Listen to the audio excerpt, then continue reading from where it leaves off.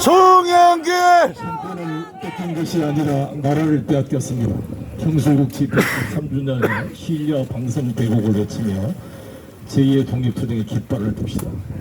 2021년 8월 15일 78년 만에 대한독립군 총사령관 홍범도 장군의 유해가 카자흐스탄에서 고국으로 돌아왔습니다.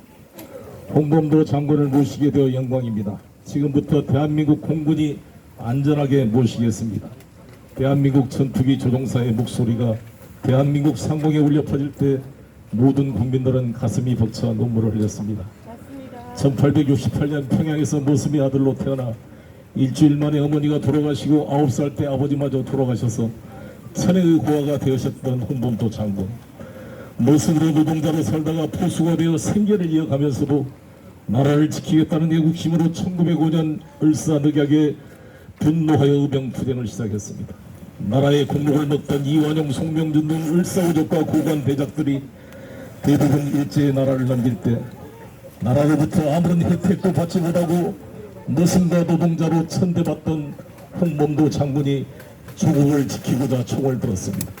하늘을 나는 백두산 호랑이 홍범도 장군, 일본군의 간담을 서늘하게 한 독립군 대장, 장군의 아내 이옥녀도 투옥되어 고문으로 사망하고 홍양순, 홍영환 두 아들도 의병투쟁으로 전사했습니다. 부동시라는 석연치 않는 이유로 군대를 기피한 윤석열 대통령과 자신의 병역을 기피하고 아들들도 병역을 기피한 우리나라의 수많은 고관 대작들이 발끝도 못 따라갈 애국자 홍범도 장군과 그 가족입니다. 이렇게 전 가족이 항일투쟁하다 목숨을 잃어도 굴하지 않고 모장투쟁을 주도한 홍범도 장군은 살아있는 전설이고 우리나라를 지켜나갈 육군 사관생도가 배우고 따라야 할 모범입니다. 1920년 보동 전투 대한독립군 무장투쟁으로 이룬 최초의 승리로 독립군 사명전사의 너일전쟁에 승리한 세계 최강의 일본 관동군 정규육군 157명을 사살한 위대한 승리였습니다.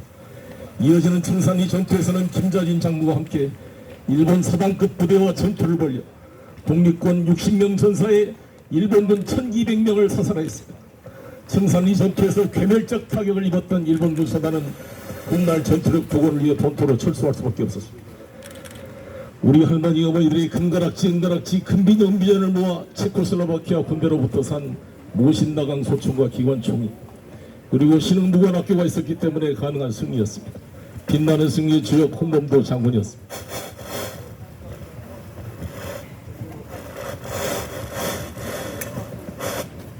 놀라운 승리가 길이 대한민국 국군의 빛나는 승리 역사로 기록되어야 합니다. 1937년 김일성 부대가 함경남도 해상군 도천보 주재소를 습격해서 민간인 2명 사망 후에 추격하는 일본 경찰 7명을 사살할 정도의 소규모 전투를 한 바 있습니다.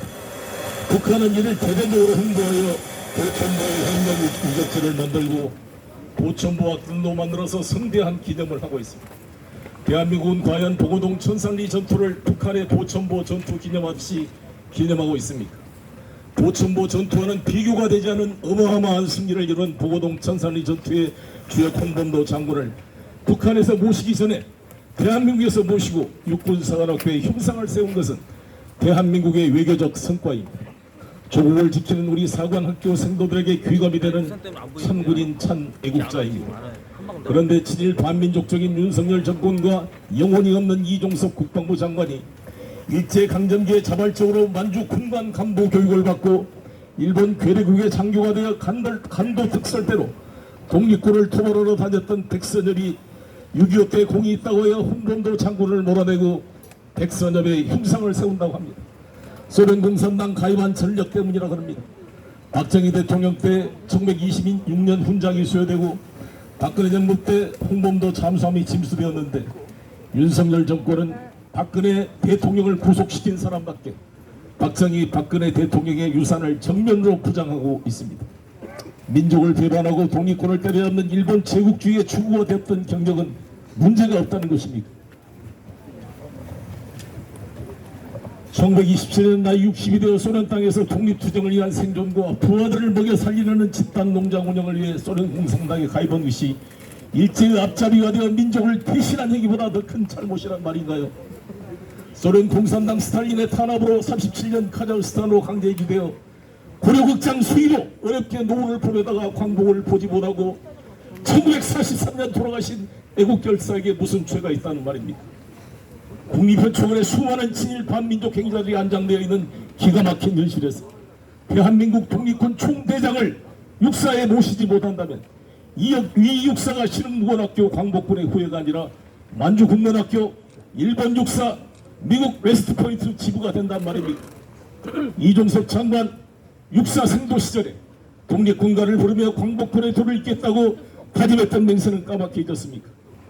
해양 속의 오염원도 추출하여 바다를 지켜야 할 판에 130만 톤의 엄청난 핵 오염수를 인류 전체의 생명줄인 바다에 투척하는 것을 반대하기는커녕 국가 예산을 들여 홍보하고 있는 정신나간 윤석열 정권, 일본 항의 때문에 독도 수역 방어를 위한 해군 훈련을 취소한 국방부, 동해를 일본해라고 명명해도 항의조차 못하고 5.12 관함식에 아무런 문제적 일 없이 참여하는 국방부, 해병대 최수근 상병의 억울한 죽음을 원칙대로 수사한 박정훈 대령을 오히려 수사하고 있는 이 미친 국방부, 이제 민족의 영웅 대한 독립군 총대장 흉상을 제거하려는 국방부는 윤석열 대통령의 지시 없이는 아무것도 못하는 이해할 수 없는 행위를 하고 있는 것입니다. 최근 윤석열 정권 행태는 1900년 울산의학 전후의 일진행와 모습이 다를 바 없습니다. 나라의 자주와 민주주의 자유를 위해 한 번도 자기를 희생해 본 적이 없는 검찰 범죄 카르텔 전체주의 세력들에 대한 심판이 나라에 다가오고 있습니다. 민주세력이 다시 집권하게 되면 즉각 홍범도 장군의 흉상이 철거되더라도 원상 회복될 것이며 홍범도 장군 흉상 철거 작업에 관여한 모든 자들에 대한 정치적 법적 책임을 묻게 될 것입니다. 전 국민 여러분의 제2의 독립운동 참여를 호소드립니다. 감사합니다. 네, 수고하셨습니다.